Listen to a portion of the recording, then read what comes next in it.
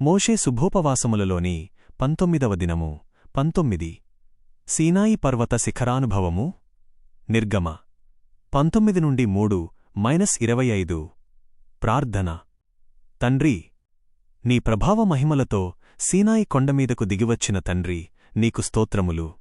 నీ మహిమను ప్రభావమును ఈ భూలోకమే తట్టుకోలేనప్పుడు మానవ మాతృలమైన మేము ఎలాగు సహించగలము? అయినను నీ ప్రేమను బట్టి, నీ పిలుపును బట్టి, నీ ఏర్పాటును బట్టి మమ్ములను కరుణించుచున్నావు గనుక వందనములు. మోషేవలెనే మేమును నీ ప్రభావ మహిమను అనుభవించుటకు నీవు మాతో మాట్లాడమని యేసునామమున వందించుచున్నాము. ఆమేన్. సందేశము బై వివరణ. సీనాయి పర్వత శిఖరము మీద జరిగిన చరిత్ర ఈ దినము ధ్యానించుకుందాము. రక్షణాపేక్షగల విశ్వాసులారా, ఈ కథలో సీనాయి కొండ ఉన్నది. కొండ చుట్టూ సరిహద్దున్నది. కొండకు శిఖరమున్నది. కొండ దగ్గర 6 లక్షల మంది డేరాలు వేసుకొన్నారు. మనుష్యులు, జంతువులు ఎవరూ కొండ దగ్గరకు రాకూడదు. మోషే మాత్రము వెళ్లవలెను. దేవుడు ఆయనతో మాటలాడును. ఏ పనిమీద మోషే కొండ ఎక్కినాడో గ్రంథములో ఉన్నది. మోషే దేవుని ఎదుర్కొనుటకు వెళ్ళినాడు. సంఘమును విడచి వెళ్ళినాడు. అక్కడకు యెహోవా దిగెను. 1 దేవుడు అగ్నిలో దిగినాడు. 2 మోషే మేఘములోనికి ఎక్కెను. రథములుగాని మరిదేనిలోగాని దేవుడు దిగలేదుగాని అగ్నిలో దిగెను. అప్పుడు కొండంతయూ కంపించెను.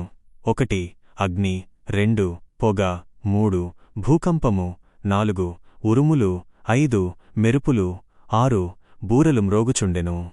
ఇశ్రాయేలీయులు చూచుచున్నారు. మోషే కాలిపోలేదు. అగ్ని ఉంటే కాలిపోవాలిగాని మోషే కాలేదు. ఇన్ని ఉన్నప్పటికిని మోషే దిగిరాలేదు.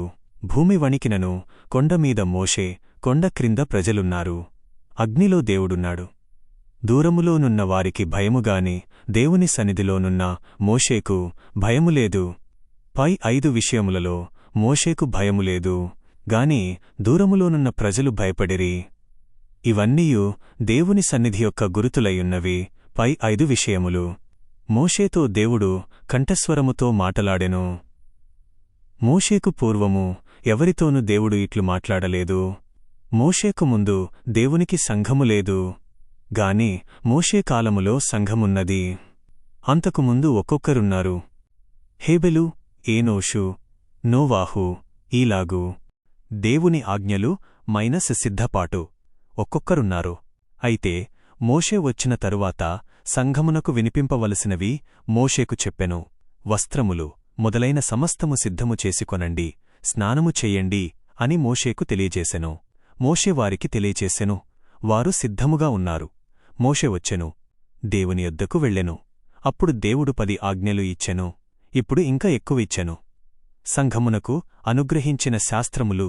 1 అప్పుడున్న సంఘమునకు వారు ఆచరించే శాస్త్రము అనగా ధర్మశాస్త్రమును. 2 తరువాత రానయున్న సంఘమునకును కావలసిన శాస్త్రములు బోధించెను. 1 ఆచారశాస్త్రము యూదులకు, 2 నీతిశాస్త్రము తరువాత సంఘమునకు. మోషే ప్రయాణము మైనస్ దేవుని సన్నిధి. సీనాయి కొండ, నెబో కొండమీద ఇంకా అనేక ప్రదేశములలో మోషే దేవుని కట్టడలను వ్రాసెను. 1 మోషే సీనాయి కొండమీద దేవునిని ఎదుర్కొనెను. 2 నెబో కొండమీద దేవునితో వెళ్ళెను. మోషే సీనాయి కొండమీద ఉన్నాడు. యెహోషువ క్రింద ఉండెను. మోషే భూమిమీద ఉన్నప్పుడు రాజగృహములో, మిద్యానులో ఫరో వద్ద ప్రజలతో శ్రమపడినప్పుడు భూమిమీద ఉన్నాడు. ఇప్పుడు దేవుని సన్నిధికి వెళ్ళెను. ఇన్ని శ్రమలు పడెను. అలాగు సిద్ధపడెను గనుక దేవుని సన్నిధికి వెళ్ళెను. మిద్యానులో ఉన్నప్పుడు వెళ్ళమంటే వెళ్ళలేదు. ఎందుకంటే సిద్ధపడలేదు. గనుక మనము దేవుని సన్నిధికి వెళ్ళుటకు సిద్ధపడవలెను. కథ యొక్క అంతరార్థము. ఇంత కథ ఏమిటనగా 1 కొండ దిగువనున్న సంఘము, 2 కొండమీదనున్న మోషే, 3 దిగివచ్చిన దేవుడు. ఇది పాలస్తీనా దేశములోనున్నవారికి, ఐగుప్తు దేశములోనున్నవారికి తెలియదు. సిద్ధపడేవారికి తెలియనుగాని లోకస్థులైన అవిశ్వాసులకు తెలియదు. మోషే కొండమీద ఉండగా దేవుని మనస్సులోనున్న ఆజ్ఞలు చెప్పెను. ఇవి అప్పుడే ఉన్నందువలన మనకు పాత నిబంధన కావలెను. దైవ మహిమ మైనస్ భక్తి శిఖరము. అంతకుముందు కొన్ని నెలల క్రిందట మోషేకు దేవుడు కనబడెను. పొద కాలేదు, కొండమీద అగ్ని ఉన్నది. ఇదే ఆ మహిమ. పొదలో నుండి, అగ్నిలో నుండి దేవుడు పిలిచెను, అగ్ని నుండి మాటలాడెను. ఇట్లు దేవుడు మోషేను సిద్ధము చేసియున్నాడు. కొండమీద మోషే దేవుని అగ్ని చూచి ఆయన స్వరము విన్నాడు గనక ఇప్పుడు గొప్ప స్థితిలోకి వెళ్ళినాడు. అట్లే విశ్వాసులకునూ ఉండును. మోషే పొదలో నుండి అరణ్యమునకు, అరణ్యము నుండి సీనాయి కొండ శిఖరమునకు ఎక్కినట్లు మోషే భక్తి శిఖరమెక్కెను.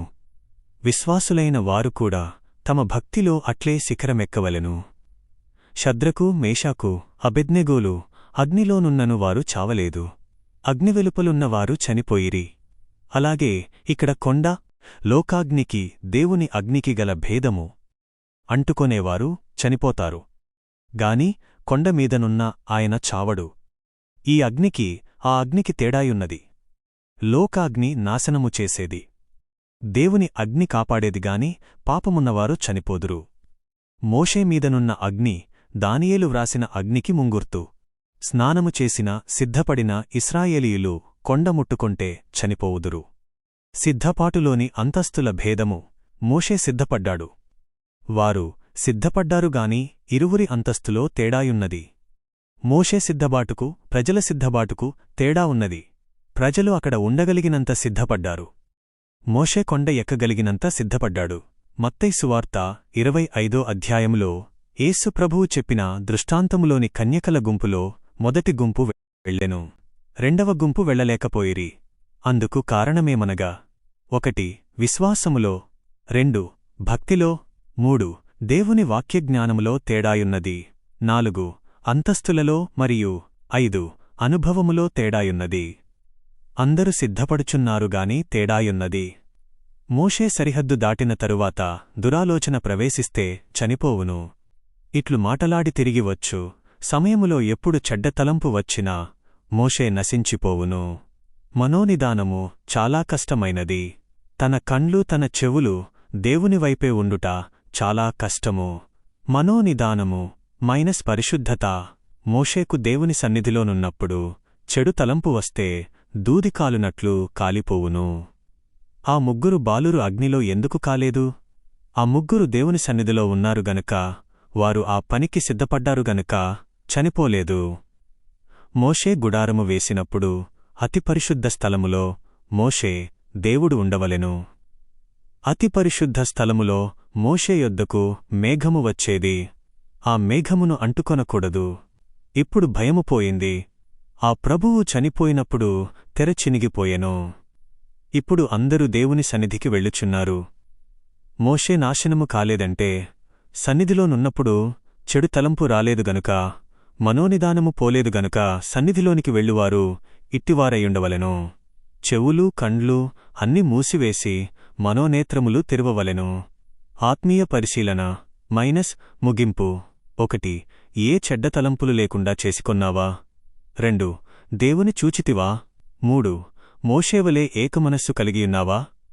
ఈ 3 విధములుగా మనము ప్రశ్నించుకొని ఆ ప్రకారముగా నుండవలెను. మనోనిదానముగలవారు మొదటి గుంపులోని కన్యకలు, నిదానము లేనివారు రెండవ గుంపులోని కన్యకలు. మనోనిదానముతో 1 గంటైన ఉండలేరా? దేవుని సన్నిధిలో మనోనిదానము కలిగి 40 దినములు మోషేయుండెను.